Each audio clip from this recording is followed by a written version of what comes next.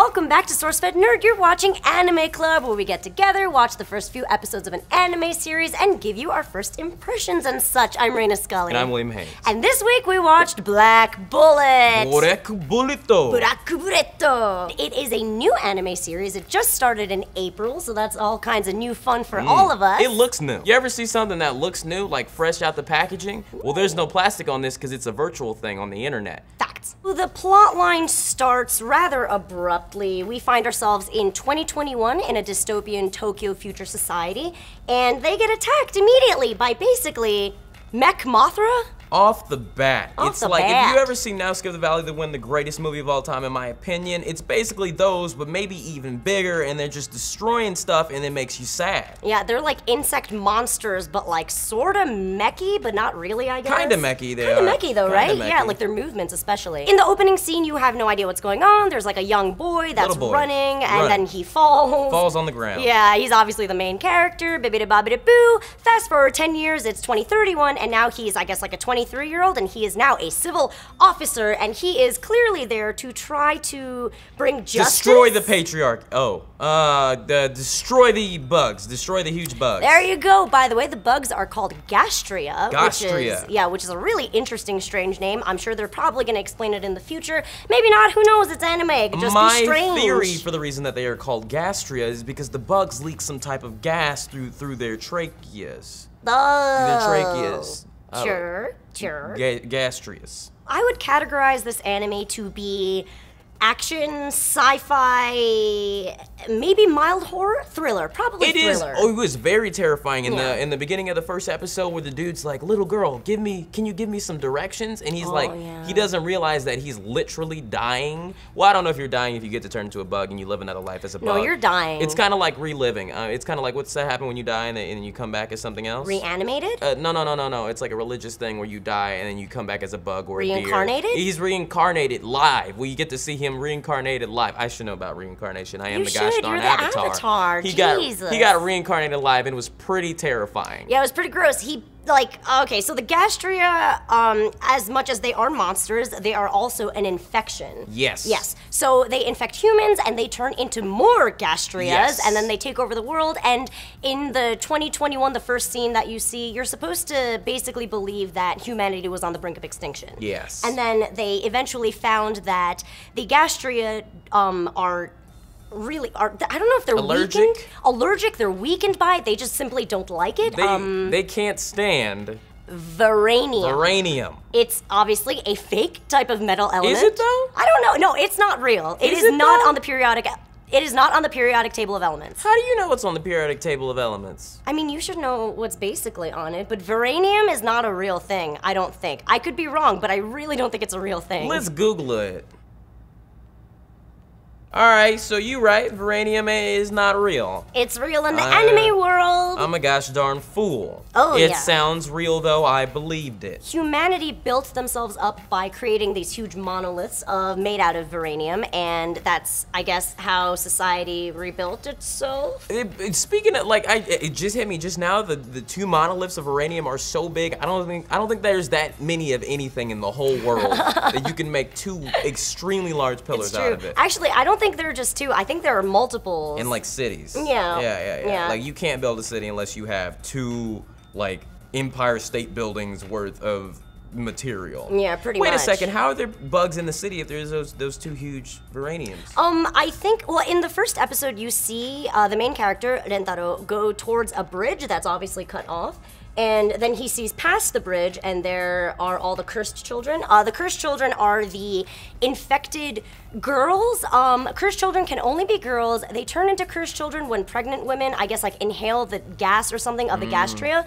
And they're endowed with Gastria's regenerative properties and superhuman strength. Dope. The type of women that you need in your life, the kind that are gonna run in, smash stuff, and get out.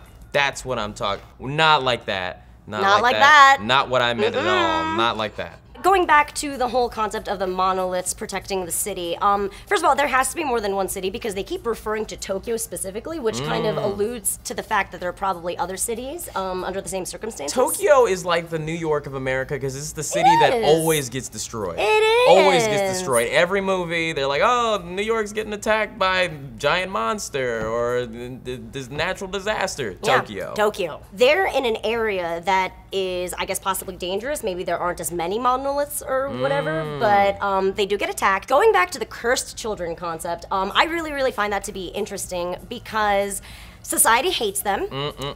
When they do all the good stuff. Yes, they even specifically say in the first episode that they are humanity's last hope. And yet people... They have Sharingan. Sharingans, that's true. Their eyes turn red. But people, I guess, stereotype them, or there's like a huge stigma against them because, I mean, they are cursed children. They are born through the gastria gases or the infection, whatever it is you want to call it. How are you guys gonna be mad at anybody that punches through walls? Yeah. I saw one of the little girls get thrown through a gate or whatever and just walked right through. Yeah. Okay. Well, the other cool thing about the cursed girls is that they follow the type of gastrias. Like, you know how I said the first one looked like a mecha Mothra? There are other model type gastrias. A spider, a jumping spider? Yeah, there's a spider one, the moth one, there's also, it basically looks like Scyther.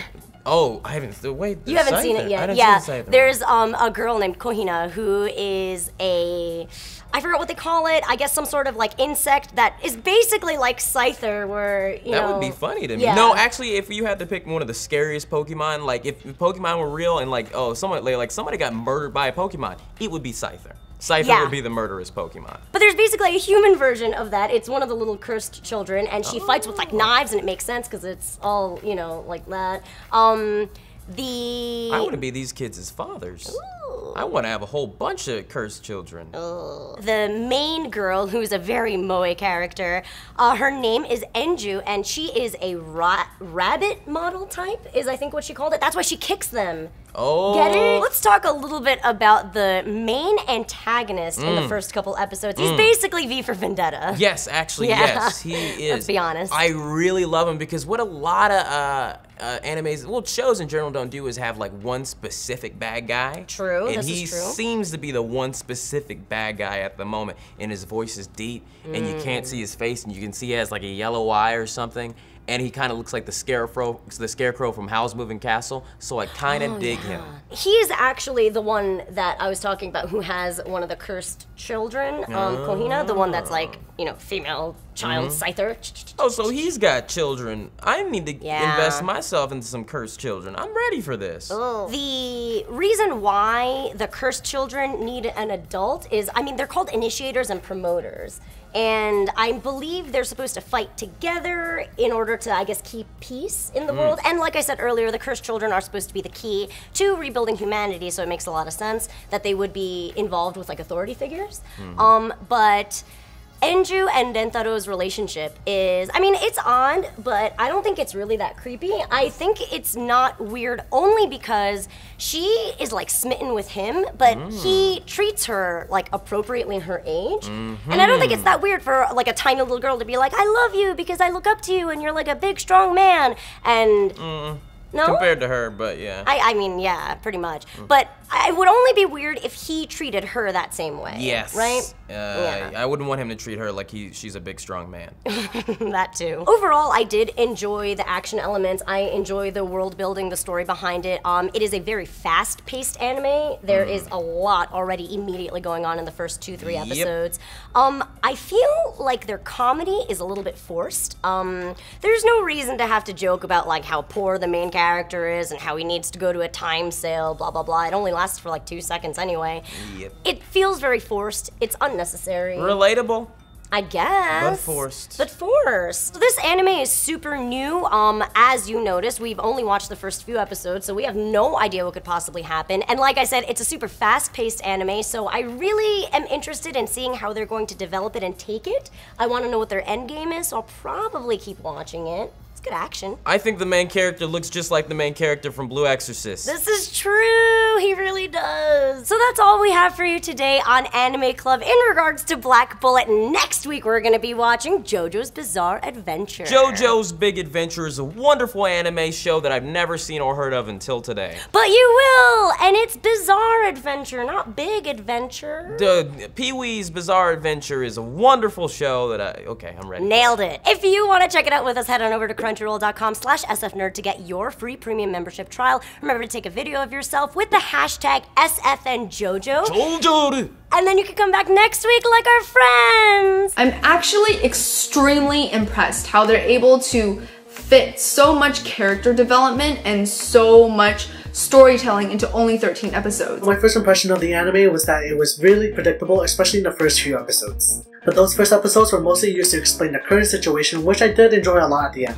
The next few episodes showed a lot of character development and how much of a good guy Rentaro is. Let me just say, this is an amazing anime. If you haven't seen it yet, go watch it. I mean, you really should. I mean, if you don't enjoy this, we can't be friends. We really can't. I do like the elements of the creature feature of the week.